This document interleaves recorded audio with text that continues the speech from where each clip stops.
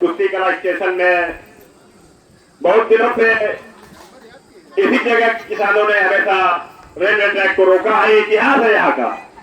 और हमारे सुधे वीरेंद्र सिंह पटेल जी, उनके नेतृत्व में यहाँ हमेशा ट्रैक रुकता रहा है।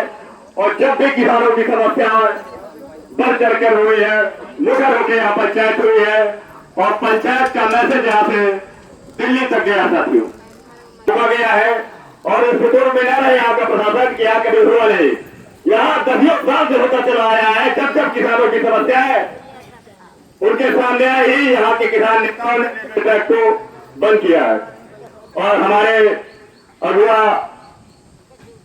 सदैव राजेंद्र सिंह जी और हमारे जिले के अध्यक्ष नवल पटेल जी, हमारे पूर्व अध्यक्ष अशोक उत्तम जी, नागेंद्र यादव जी और शेख प्रधान जी, बहुत सारे लोग बैठे हैं। सबको मैं जानता हूँ, सबको मैं प्रणाम करता हूँ। और ये लड़ाई डीएपी की लड़ाई है साथियों। सरकार ने ऐसी व्यवस्था कर रखी है डीएपी के लिए कि किसान खेत के चक्कर लगाकर फिर सरकारी कार्यालयों के चक्कर लगा रहा है। तो ये व्यवस्था गड़बड़ है और इस व्यवस्था को बदलने के लिए आज ये पंचायत साथी शुरू हुई है। और डीएपी की अगर किल्लत है सरकार को, तो सरकार बताए कि डीएपी नहीं है हमारे पास। सरकार रोज भाषण और घोषणा करती है कि डीएपी की कोई समस्या नहीं है साथियों। तो अगर समस्या नहीं है तो किसान को मिल क्यों नहीं रही है? एक खतौनी में 2 बोरी खाद अगर मिलेगी, 10 बीघे, 20 बीघे, 5 बीघे, 8 बीघे वाला किसान है, वो 2 बीघे 2 बोरी में कैसे अपनी व्यवस्था को चला पाएगा साथियों? तो ये लड़ाई जो चल रही है, इस लड़ाई को और आगे बढ़ाया जाएगा।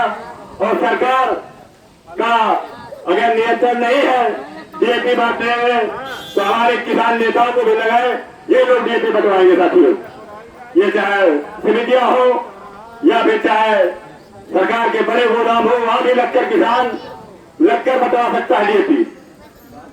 और दूसरी समस्या यहाँ है, फतेहपुर पूरे जनपद की समस्या है। तहसीलदार महोदय यहाँ होंगे, मेरी बात सुन रहे होंगे कि ज्यादातर गांव में अगर कोई रकबा बेचा गया है तो उसके बगल वाले का भी रकबा दूसरे की कटौती में चढ़ा दिया गया है।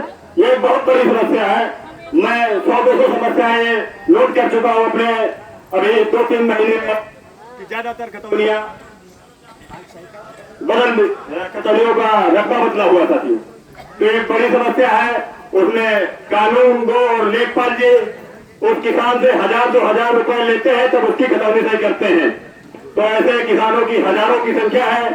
तो इस हजारों की संख्या के किसानों की इस समस्या को भी नोट कर इसका निस्तारण कराया जाए, बिना किसान के आए जाए।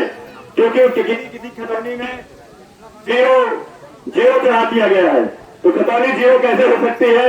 इन पर सिस्टम कंप्यूटर है, एआई का दौर है। एआई के सिस्टम से सभी का सिस्टमैटिक ढंग से खतौनी सही की जा सकती है।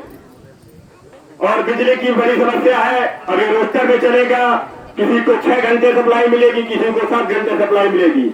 और धान का समय है, तो यह अनुरोध है बिजली विभाग के कर्मचारियों से कि 2-2 हाथ पावर हाउस में न करना पड़े किसान को। इसी से पंचायत से मसौदा तैयार कर ले, किस तरह सप्लाई मिलेगी, किस तरह सप्लाई आम आदमी तक पहुंचेगी, इसकी भी व्यवस्था करें साथियों। तो ये बड़ी समस्या है क्षेत्र की। नहर की समस्याओं पर बहुत देर से चर्चा चल रही है। और किसान को बीज मिलता है प्राइवेट फैक्ट्रियों के द्वारा 1000 रुपए किलो, 2000 रुपए किलो, इस तरह किसान का धान का बीज साथियों मिला है। डीएपी 2400 रुपए में है।